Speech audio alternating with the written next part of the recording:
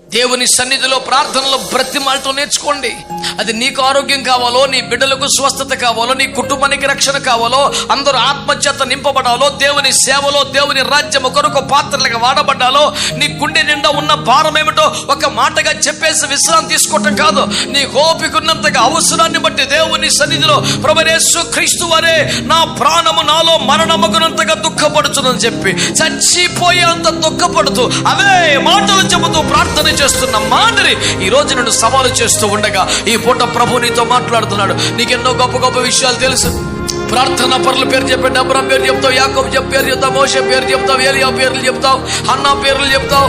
కానీ నీ ప్రార్థన జీవితం ఎంత, నీ ప్రార్థన సమయం ఎంత, ఒక అంశం కొరకు నువ్వు దేవుని బ్రతిమాలిన అనుభవాలు ఎంత, ఒక రాత్రి అంతా ఒక్క మాట మీద ప్రార్థన చెయ్యగలిగినంత పాఠం నువ్వు పొందగలిగావా? ఒక్క మాట మీద ఒక రాత్రి అంతా ప్రార్థన చేసేంత